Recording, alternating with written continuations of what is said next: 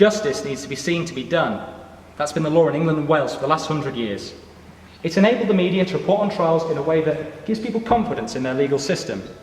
However, there are fears that people don't have enough confidence in justice in this country, which is why there's a strong possibility that more cameras will be allowed in our courts.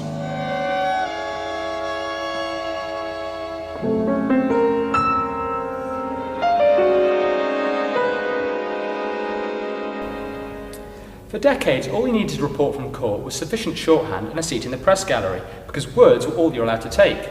No photographs, no filming, and no sketches. This goes back to the early decades of the 20th century, when cameras became small enough for journalists to take them into courts. There was a celebrated incident when a judge was sentencing a man to death, and a photographer took the judge in that moment, and the photograph was published and led to consideration by politicians of how to preserve the dignity of that awful moment and of the courts in general from this new threat. So you're likely to be unfamiliar with the proceedings if you haven't been to court yourself, and your view of the courts is likely to be that of a fictional portrayal, which show, for example, gavels, which have never been used in the British court system, and a level of showmanship which is likely to be seen from those in robes. A court setting is very formal, and it can seem very austere to someone who's not familiar with it. And it can be quite intimidating because people will be there to give evidence, they'll be cross-examined, and their evidence will be challenged. But it's also very structured and very formal, so you'll be very deferential to the judge when you talk to him. You'll always be standing when you address the court. You'll be very polite to everybody you talk to, including witnesses when you're cross-examining. And your hand gestures will be very restrained, so it's not a very theatrical environment. Artists like Priscilla Coleman are allowed to show us what actually goes on in the court by drawing from memory. I'm not allowed to draw and do little faces on my notepad, but I am allowed to take written notes. So I have all these arrows and little squirrely things that remind me, and words and symbols. There's an oval around the Serco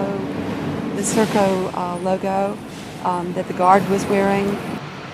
This is a drawing of the Rolf Harris trial, and it's one of the victims who was giving evidence, and I'm not allowed to identify this person, so I'm just showing the back of the head, made it a shadowy figure, but I am allowed to draw the prosecutor who's asking the questions, and obviously Rolf Harris, who's sitting and listening. He's just looking really serious, and then the judge is leaning over, intently listening.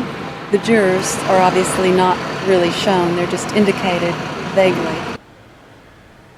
We can follow trials live on Twitter when reporters like Peter Dukes are there. He's raised money from crowdfunding to cover the hacking trial. Well, the benefits of tweeting a trial are that you get the ebb and flow of a trial. What people kind of miss in the amazingly detailed daily reports you get from like Court Reporter and from all the other journalists there, you get a summation of the day. You don't actually get the pace and the, it's like watching a football match sometimes. You don't know what's going to happen, and obviously a report is not as good as a live match. Watching the Supreme Court on TV has been possible since 2005, and in the Court of Appeal since last October. These superior courts set down the common law of the land and are judged without juries. Matt Nichols films the Court of Appeal on behalf of the major broadcasters. What we're allowed to film is pretty restricted, so it's only wide shots of the court, like this one, and it's only judges and lawyers that you can film. I mean, people said that barristers would grandstand, various things like that, but they haven't. I mean, the setup we've got is so discreet with the sort of very, very small cameras, all completely wireless, remotely controlled, that in reality most people actually just forget that they're there. Filming inside the Court of Appeal was brought in by the coalition government last year.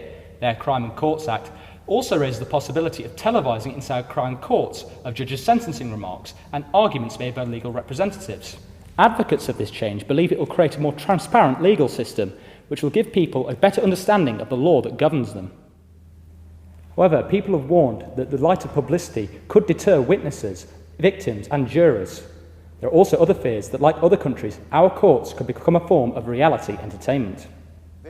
The O.J. Simpson case in which O.J. Simpson was acquitted, made people wonder if a whole media circus was built up by the televising of proceedings, with American star lawyers leaning on the jury's box to address them, and sort of stoking up through the televising of the proceedings an atmosphere in which their client could be acquitted. Scotland also allows filming inside their courts, as long as the cameras don't show the jury and all parties involved agree to be filmed. Our experience in those programmes was that there was no question of acting up, partly because when you go into court and you're confronted by a jury and you've got a case ahead of you which you're actually managing, you're so concentrating on the work that really there isn't any time to be bothered by television. Courts are open and people can just go along and if they want to, and sit in the public language case. But how many people actually do that? How many people would take a day off work to go and watch a long-running appeal or a long-running trial? Much easier to just, if you've got an interest in something, to look it up on the internet, to turn on the TV and see it on there. I think it does a lot to promote open justice. I think the future is going to be cameras. And in a way, I'd like to watch it too. I'd like to be able to tune into any court I wanted and just see what's going on. And I'd like to see shots of everything, and pans and close-ups, just as if you were watching a movie or something. A survey of 700 barristers found that nearly 2/3 of them were in favour of some kind of filming in court. 24% said they wanted to see more than just judges' sentencing remarks. 21% said they'd like to see everything apart from witnesses and jurors on television, and 9% said they'd like to see everything apart from jurors on the box. 40% said they didn't want to see any cameras at all.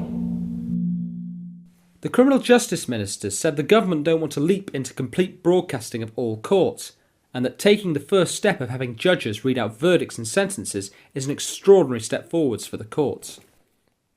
However, the Labour chairman of a Parliamentary Human Rights Committee warned the reforms were potentially a slippery slope because they don't forbid the filming of victims, witnesses, defendants and jurors. This, he said, could end up undermining the fairness of trials. The media will focus on the high-profile elements of the trial, and they will show short snippets that perhaps don't reflect the wider and more accurate picture. And it will also perhaps put off complainants in certain types of case from coming forward because they know that they may be televised. Generally, the media, I think, is professional in how it reports the courts. Broadcasters have to be impartial, so I don't see there's any problem in their professionalism. The question is, if you are going to televise witnesses, juries, defendants, what effect does it have on the whole justice process? Will cameras make us a more legally aware society, or will they undermine the very justice they wish to show? There's room for reasonable doubt in both arguments. Now it's up to senior judges and politicians to decide what our justice system will look like.